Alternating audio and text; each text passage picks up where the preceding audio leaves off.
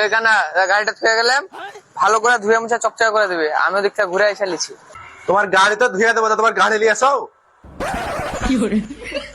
তোমার গাড়ি তো ধুয়ে দেবো, তোমার গাড়িটা নিয়ে আসো।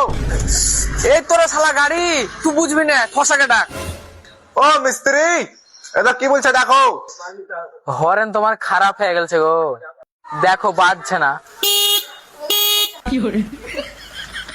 লাগো তোকে ডাকছে, যা যা যা। কি হলো গো, তোমাকে তো আগেই বলে দিয়েছি তোমার হরেন পাল্টাতে হবে।